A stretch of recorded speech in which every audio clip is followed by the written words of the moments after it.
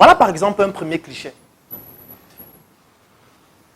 Ça veut dire lorsqu'on parle de femmes, on voit directement soit des activités qui ont trait à la beauté uniquement, à des services, et même lorsqu'il s'agit des services ou des produits, c'est toujours de façon artisanale.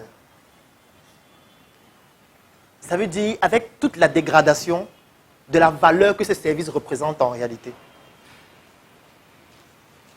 Et ça pose un gros problème. Parce que là, on est en train d'écarter la femme du processus de développement d'un pays, alors que c'est elle qui représente le socle de la famille. Famille à travers laquelle on peut permettre de développer un pays. Parce que ça part d'abord de la famille nucléaire. Famille nucléaire dans laquelle c'est la femme qui est au centre. Alors, il est donc important de prendre en considération ces éléments afin de pouvoir analyser de façon factuelle les activités qu'une femme fait au quotidien. Alors, j'ai décidé de choisir 2 activités et on va analyser ça ensemble. On dit qu'une femme prépare à manger. C'est l'une de ses activités au quotidien. Du moins, de la majorité des femmes. Il y a certaines qui n'aiment pas préparer, c'est légitime. Il ne faut pas vous sentir complexé de cela, parce que c'est un référentiel aussi. Ça peut être que vous n'aimez pas préparer, ce n'est pas un problème en soi. Mais sauf que dans notre société, c'est un problème. Oui, puisque nous sommes dans une société patriarcale. On dit que, mais comment tu ne sais pas préparer? Comment? Bon, tu vas te marier comment? Comme si tout se résumait en fait au mariage où il faut savoir préparer. Non, c'est une bêtise. C'est une aberration. Alors, je vais prendre un exemple. J'ai posé la question tout à l'heure à la dame si elle sait faire des gâteaux. Mais je vais poser une autre question maintenant. Alors, actuellement, il est quelle heure? Qui a l'heure? 11h50. Alors, si actuellement on veut manger le coquille à Yaoundé, on va manger où? Qui a une idée? Maintenant, si on sort là maintenant, on veut aller manger le coquille quelque part dans moins de 5 minutes. À quel endroit? Quel endroit, Mokolo? Les mamans qui ont les mamies, n'est-ce pas? Qui d'autre? Marché central. À quel niveau? Oui, les mamans là, n'est-ce pas? Ok, qui d'autre?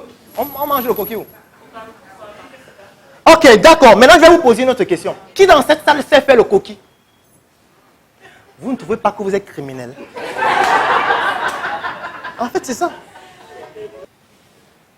En fait, c'est ça le problème qui se pose. C'est que chacune de vous a forcément une compétence aussi exceptionnelle, mais ne comprend pas qu'en fait, elle peut valoriser cette compétence-là pour que des personnes qui ont besoin de cette compétence dans un standing élevé puissent en bénéficier. Je sais que vous allez me dire que je n'ai pas de financement et je vais répondre à cette question tout à l'heure. Je vais poser une autre question. On dit que la femme lave les habits. Elle lave les habits. Qui dans cette salle aime laver les vêtements? Non, il y a des gens qui aiment laver les vêtements. Moi, j'en faisais aussi partie. Quand j'étais étudiant, j'aimais laver les vêtements. Je prenais les vêtements de mes amis pour laver, puisque j'aimais faire ça. Oui, il y a des gens qui aiment laver les vêtements, bien sûr. Il y a des gens qui aiment laver les vêtements. Alors maintenant, ce qui se passe, c'est quoi? C'est qu'une femme, quand elle est par exemple dans son foyer, elle va laver les vêtements. Elle va les sécher. Ensuite, elle va les repasser.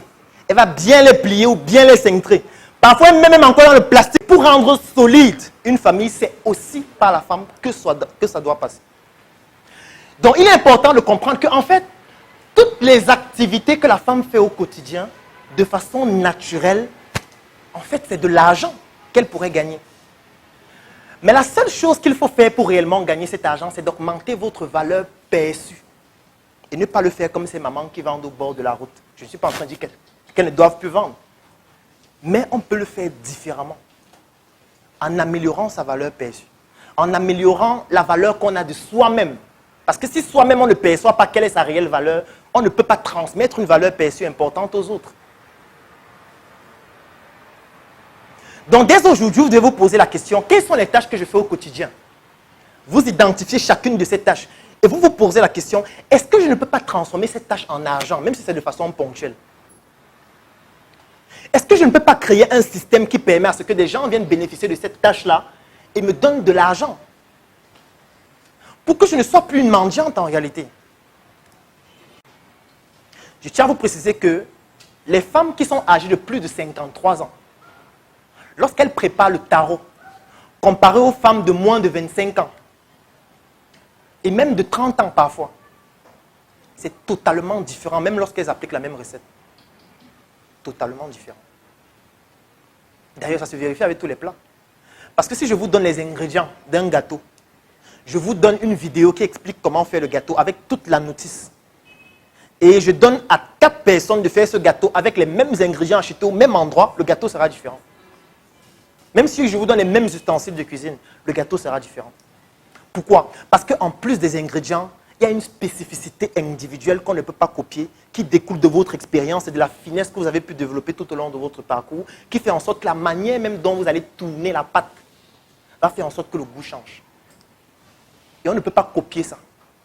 Sauf que vous êtes une femme et vous le faites depuis 20 ans, depuis 30 ans, depuis 40 ans. Je n'imagine même pas le degré de compétence que vous avez. Sauf que cette compétence-là reste seulement pour 2-3 personnes dans une maison.